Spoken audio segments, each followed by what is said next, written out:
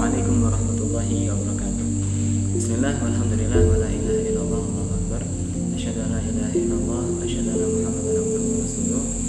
Allahumma shalli ala sayyidina Muhammadin wa ala ali sayyidina Muhammadin wa sallim alaihim tasliman katsiran. Salatan taftahu lana abwaaba ridha wa taysir wa tughliqu biha abwaaba syarri wa ta'sir. Anta maulana fa ni'mal maula wa ni'mal nasir. Allahumma iftah alaina futuhal arifin wa waffiqna tawfiqas salihin wa hab lana ma wahabtahu li awliyaika al-muqarrabin waj'alna minhum maq'amin nabiyyin amin ya rabbal alamin. Allahumma innaka 'afuwun karim tuhibbul 'afwa fa'fu 'anna ya karim. Amma ba'd. Ikhwani fillah, masyaallah muslimin rahimahullah taala dimanapun Anda berada. Alhamdulillah atas nikmat dan karunia-Nya pada Allah SWT kita dapat dipertemukan dengan Ramadan pada tahun ini, dan kita dapat melaksanakan salah satu kewajiban dari rukun Islam yang ketiga, yaitu adalah menjalankan puasa pada bulan Ramadan. Dan alhamdulillah atas rahmatnya ya, kita bisa sampai pada sepertiga bulan terakhir Ramadan ini. Nah, dan Ramadan sebentar lagi akan meninggalkan kita ya. Jadi selayaknya ya, ketika seorang muslim mengetahui ini, tahu bahwa fadilah bulan Ramadan yang akan meninggalkan dia, di mana di sana setan-setan dibelenggu, kemudian pahala dilipat gandakan, kemudian kita diberikan oleh Allah SWT seperti sebuah semangat untuk melaksanakan ibadah puasa, qiraatul Quran, kemudian qiyamul lail, salat tarawih dan seterusnya. Nah, ketika sampai akhir Ramadan, kita seharusnya semakin mengencangkan ingat-ingat kita, semakin kemudian bersemangat untuk beribadah kepada Allah SWT, terutama pada 10 hari terakhir, 10 malam terakhir bulan Ramadan, yang banyak sekali athar dan juga hadis yang menunjukkan betapa salafus saleh sangat memperhatikan dan sangat meninggalkan ibadah mereka pada 10 malam terakhir bulan Ramadan. Kenapa? Karena dalam 10 malam dalam 10 malam terakhir tersebut, nah, oleh para ulama, dan ini pendapat yang rajih, itu terdapat satu malam yang disiapkan oleh Allah SWT untuk hamba-hambanya beribadah pada malam tersebut, yaitu adalah malam Lailatul Qadar. Dan malam Lailatul Qadar ini sebagaimana tahu dalam surat Al-Qadar ya, itu keutamaan beribadah dalam malam tersebut itu lebih baik daripada beribadah dari seribu bulan tanpa adanya malam Lailatul Qadar. Nah, Lailatul Qadari khairum min alfi syahr. Maksudnya beribadah pada malam Lailatul Qadar itu lebih baik daripada beribadah dalam 1000 bulan tanpa adanya malam Lailatul Qadar. Nah, ikhwani fillah ya, sebenarnya apa yang dimaksud dengan Lailatul Qadar tersebut? Kapan terjadinya Lailatul Qadar tersebut? Ya. Nah, itulah yang akan kita bahas dari insyaallah pada kesempatan kali ini. Nah, Lailatul Qadar ya, dari penamaannya, kenapa dinamakan sebagai Lailah? Kenapa di sana disebutkan Lailah bukan Lail? Karena arti Lailah dengan Lail kurang lebih sama, yaitu adalah sama-sama malam. Nah, di sini terdapat tak marbutoh dalam kata Lailatul Qadar itu karena orang Arab, atau karena dalam bahasa Arab tak marbutoh yang dinamakan dalam Lailah itu pada umumnya digunakan ketika malam tersebut itu memiliki peristiwa yang luar biasa, terdapat peristiwa yang tidak pada umumnya terjadi, yang tentu jelas dalam hal ini adalah Lailatul Qadar, di mana Allah memberikan keutamaan yang luar biasa, turun malaikat, kemudian dilipat gandakan amalan dengan pelipat gandaan yang masya Allah, yang bisa didapatkan oleh siapapun yang menghidupkan malam tersebut, yang beribadah pada malam tersebut. Meskipun dia nggak tahu, meskipun dia nggak tahu pada malam itu malam Lailatul Qadar. Jadi malam Lailatul Qadar ini yaitu disiapkan oleh Allah SWT sebagai keutamaan bagi hambanya yang beribadah pada malam tersebut, meskipun dia tidak mengetahui pada malam itu bahwa malam itu adalah malam Lailatul Qadar, sebagaimana dijelaskan oleh Syekh Al-Alamah Al-Bajuri dalam hasyiahnya. Nah, ya, Lailatul Qadar ya dinamakan Qadar karena dimiliki qadar, memiliki istilahnya keagungan, syaraf, memiliki uzmah, yang dimana pada malam itu ya, disebutkan juga dalam sebuah ayat, yaitu surat Dukhan ayat keempat, di mana Allah SWT berfirman, wa fiha yufraqu kullu amrin hakim. Nah, dalam salah satu tafsir dari ayat tersebut, ya, para ulama mengatakan bahwasanya ayat ini itu menceritakan tentang Lailatul Qadar, di mana pada malam itu segala sesuatu yang akan terjadi pada tahun setelahnya, pada tahun setelah Ramadan itu dituliskan pada malam itu, kemudian diserahkan kepada malaikat agar kemudian dijalankan pada tahun setelahnya. Jadi adalah sebuah kemuliaan ketika seorang hamba dia bermunajat kepada Allah, dia beriktikaf misalkan, dia minta kepada Allah sesuatu pada malam Lailatul Qadar, kemudian Allah mengijabahi karena keagungan dan kemuliaan malam ini, kemudian oleh malaikat ditulis, dan untuk selanjutnya seorang hamba tersebut dimudahkan untuk menggapai, untuk mendapatkan apa yang dia doakan, apa yang diharapkan dari Allah Subhanahu wa Ta'ala. Nah, jadi sangat disayangkan ya, ketika 10 hari terakhir justru semangat seorang muslim itu kendor untuk beribadah di bulan Ramadan. Ya, jadi awal-awal Ramadan semangat beribadah tarawih full jamaah dari belakang, dari depan saya belakang sampai mungkin keluar masjid misalkan ya. Nah, tapi ketika akhir Ramadan, ya sopnya mengalami kemajuan, misalkan seperti itu. Ya, sangat disayangkan sekali. Ya, karena justru pada malam terakhir ini kita tentu harus melaksanakan meningkatkan istilahnya kualitas dan kadar ibadah kita. Nah, kapan terjadi Lailatul Qadar? Nah, ini memang mukhtalaf ya di antara para ulama. Menurut atau terajih yang disebutkan tadi yaitu di 10 terakhir bulan Ramadan.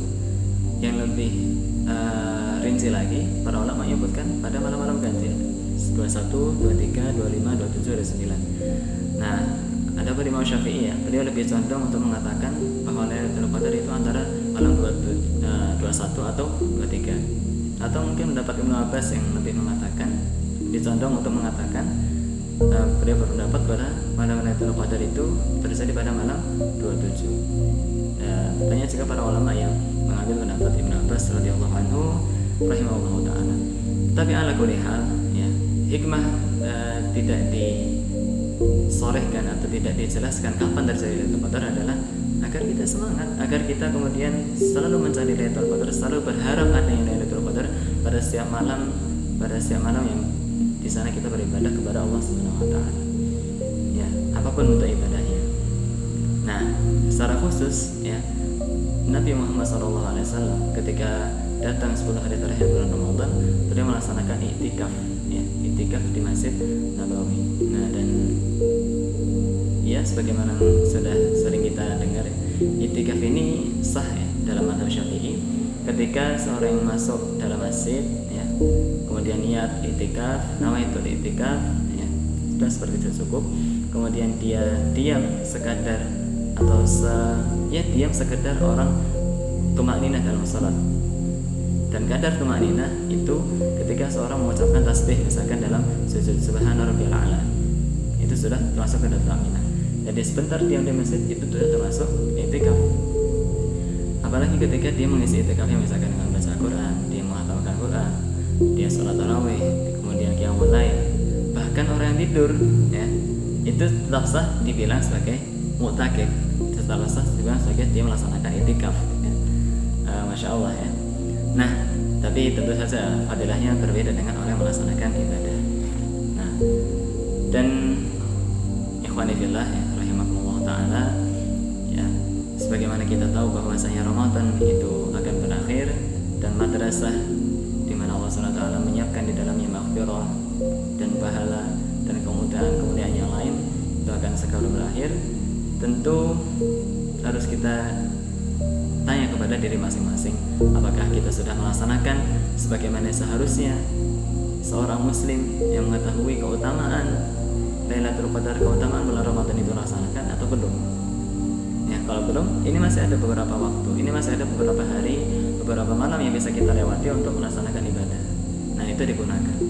Nah, asalkan kemudian terlena dan tersibukkan dengan hal-hal yang lain. Ya, asallallahu halana.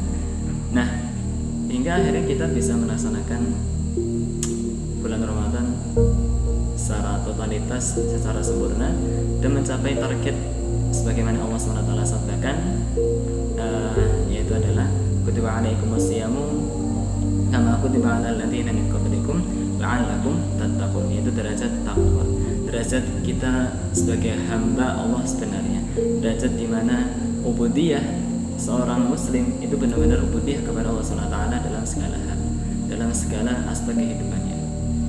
Nah, ya ini adalah derajat takwa yang paling tinggi.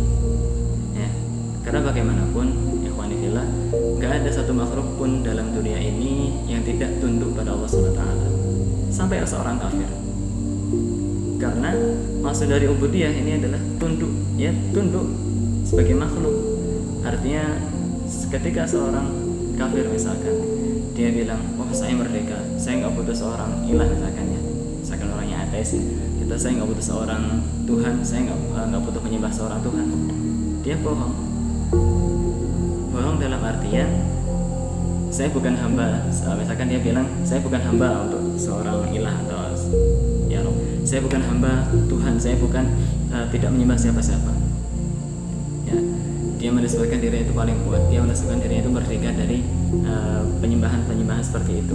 Naudzubillah. Kenapa? Karena bahkan seorang yang kafir pun dia pasti butuh makan, dan makan itu adalah sunnatullah, adalah ketentuan Allah SWT bagi hambanya. Semua orang pasti tunduk, semua manusia, semua makhluk pasti tunduk dengan sunnatullah. Bahkan semua benda, semua misalkan hewan, wa yusabbihur sabhalillahi ma fis samawati wa ma fil ard, telah bertasbih kepada Allah SWT apa-apa yang berada di langit dan apa-apa yang berada di bumi. Bagaimana tasbihnya? Ya, walakin la tafqahuna tasbihahum, sebagaimana yang dikatakan oleh Allah.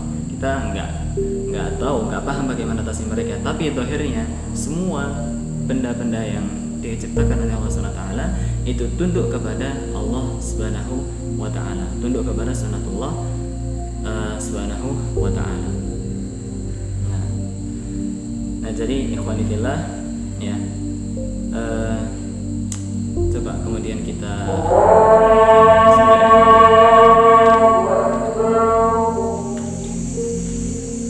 jadi hasil yang diharapkan dari bulan Ramadan ini tentunya adalah terbentuknya ketakwaan pada seorang hamba, hingga dia bisa mendapatkan hakikat atau mendapatkan istilahnya jati diri sebagai benar-benar seorang hamba bagi Allah SWT. Ya, dan ini tentu dicontohkan oleh Rasulullah SAW ya, yang sebagaimana kita ingat juga pada perang Badar, di mana bagaimana beliau bermunajat kepada Allah SWT untuk meminta kepada Allah SWT pertolongan dan juga kemenangan bagi kaum muslimin pada perang Badar. Beliau juga mengambil asbab, tapi beliau tidak lupa untuk bermunajat kepada Allah SWT. Bahkan sampai diceritakan beliau mengangkat tangannya dan sendangnya sampai jatuh karena ya saking beliau berharapnya, saking beliau memposisikan diri sebagai hamba yang lemah, yang tidak ada daya dan tidak ada kekuatan kecuali dari Allah SWT. Ya. Nah, dan ini ketika seorang hamba itu semakin mensifatkan dirinya sebagai seorang hamba, Allah akan semakin mengangkat derajatnya. Dan yang paling berhasil untuk mensifatkan dirinya sebagai hamba itu tentu saja adalah Rasulullah SAW, di mana beliau juga oleh Allah SWT kemudian diangkatkan derajatnya oleh Allah SWT. Nah, dan ini juga dikatakan oleh Syekh Athaillah As-Sakandari dalam salah satu amsal beliau mengatakan tahaqqaq bi awsafika yumiddaka bi awsafi. Jadi tahaqqaq bi awsafika, jadi benar-benarlah antum bersifat, antum berbuat itu sebagai seorang hamba. Antum benar-benar mensifati dirimu sebagai seorang hamba yang lemah, yang tidak punya kuasa, yang istilahnya selalu tunduk kepada tuannya, Allah tentu saja. Maka ketika seorang hamba itu sudah benar-benar mensifati dirinya sebagai hamba, dia tidak punya kesombongan terhadap perintah Allah, dia tidak kemudian menunda-nunda apa yang diperintahkan oleh Allah SWT, dia kemudian selalu tunduk, selalu tawadhu di hadapan apa yang Allah SWT perintahkan. Nah, yumiddaka bi awsafi, maka Allah akan memberikan dia, Allah akan memberikan kepada dia, memberikannya bi awsafi, dengan sifat-sifat dari Allah. Ketika seorang hamba misalkan mengeluhkan bahwa dirinya itu lemah, Allah akan memberikan kekuatan. Ketika seorang hamba mengeluhkan bahwa dirinya itu bodoh, Allah akan memberikan dia ilmu. Ketika seorang menggunakan dia bahwasanya dia tidak punya kuasa, Allah akan memberikannya kuasa. Ya, terus dengan ditambah dengan melaksanakan apa yang Allah SWT perintahkan, ya, dan menjauhi sejauh-jauhnya apa yang Allah SWT larang. Nah, jadi demikian yang bisa saya sampaikan pada kesempatan kali ini. Billahi taufiq wal hidayah. Wassalamualaikum warahmatullahi wabarakatuh.